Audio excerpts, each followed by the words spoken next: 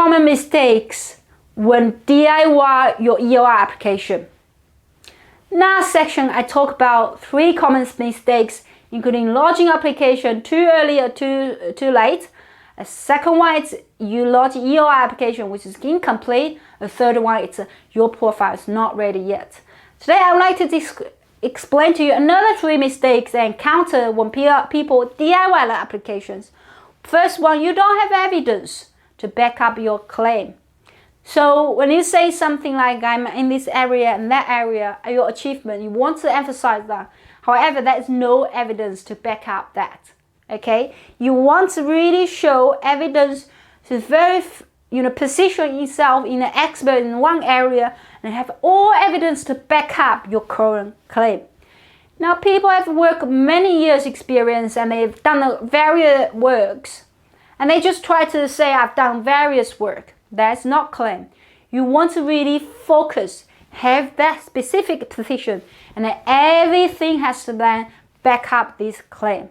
Okay, and at the same time meet the requirement, right? You have to have evidence. So first mistake is have no evidence to back up a claim. Second evidence, you have a wrong focus.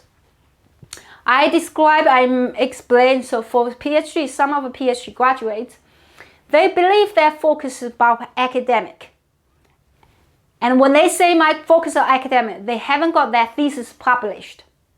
And then my question is how you're going to focus on that?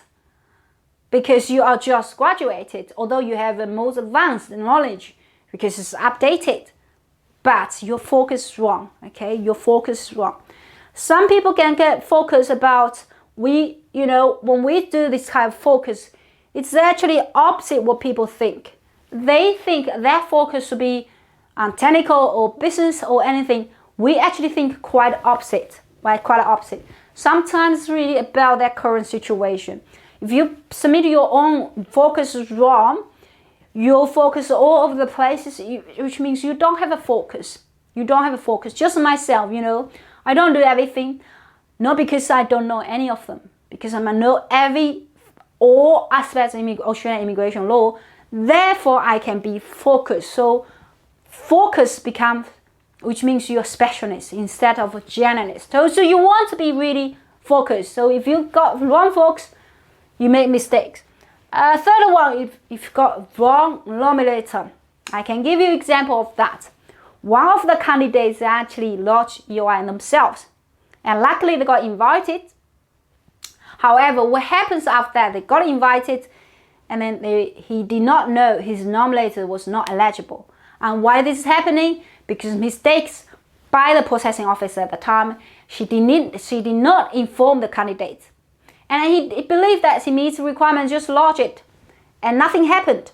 But the processing team at final stage wanted to refuse his visa. The reason behind this, because they said your candidate, your nominator, it is not an eligible New Zealand citizen. He is a New Zealand citizen, but he is not an eligible New Zealand citizen. All right. So in this case, you got wrong nominator, and so you went through the process, go to the final stage, they're gonna refuse you. That's a huge mistake, isn't it? Because you're gonna do lots of work. You're gonna hire me, pay me a lot of money, and try to waive this, try to waive that, and doing lots of things. At the end of the day, I think they pay to the immigration additional cost and stress because of the whole process took him about, 8 months. Well, a majority of a candidate, his colleague got 3 months permanent visa, 0 stress, right? So you're making mistakes here. 3 common mistakes here are like you have no evidence to back up your claim, you have a wrong focus on file, and third one, you have wrong nominator. I hope this one help you. Now, if you have any problem, question, you want a free assessment, please send us an email below or subscribe. Don't forget to subscribe our channel. I hope this one help you. Thank you. Bye.